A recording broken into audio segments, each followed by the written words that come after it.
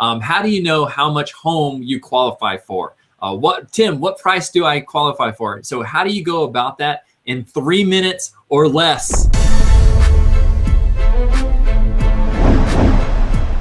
All right, here we go. There we go. We're cutting this down. So, great question, Josh. I field calls all day long about people wanting to know that exact question. How much home on a purchase price can I qualify for? And, a lot of the stuff we're talking about is misconceptions. That's another one. The price of the home is a starting point to try to get something figured out what you can qualify for. But the biggest thing that lenders are looking at is not necessarily the price of a home. It's more, what is that total housing expense payment? We were talking a little bit about the debt to income ratios. Very quick overview. Give me a call. I can go into more detail on this, but your debt to income ratios, there's two main ratios that lenders are going to be looking at. A housing expense ratio, which is your total housing payment divided by the gross monthly income. And then the more important ratio is your total expense ratio.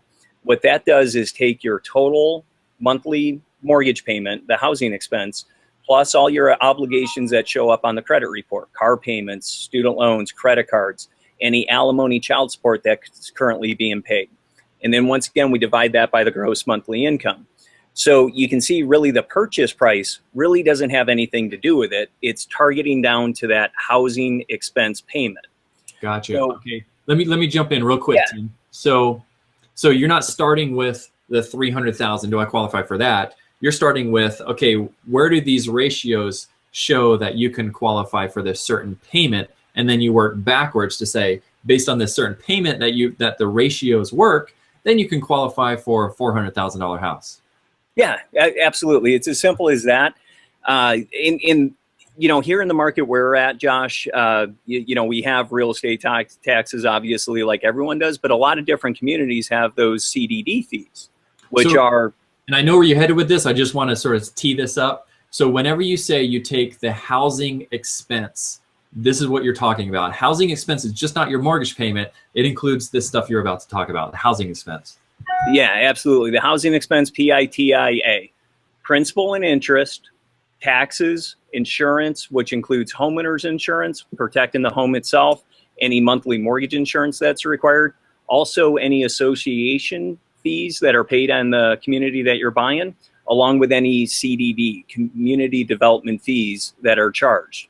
So if I was qualifying you for a home, Josh, and let's say 300,000 was your maximum with no association fees for the particular community, and that was your absolute maximum. Now you walk into a community that has a $200 a month association fee, because that's being added to your payment, that's kicking you above that maximum debt to income ratio threshold. That's an approvable loan.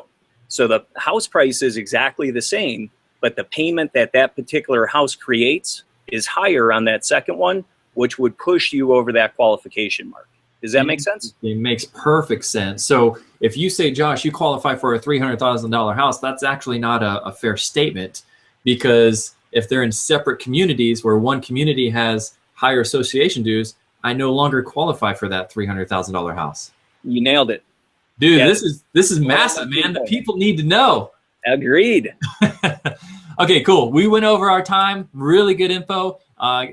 Obviously, everybody, this is not the entire story. So post comments below. Let us hear your thoughts, any questions, let's keep this dialogue going. And then certainly reach out directly to myself or Tim, whether it's real estate related or mortgage related. Tim, we're going to talk about a lot of other great topics. So gang, watching this, check out the other playlist. Thanks, Tim.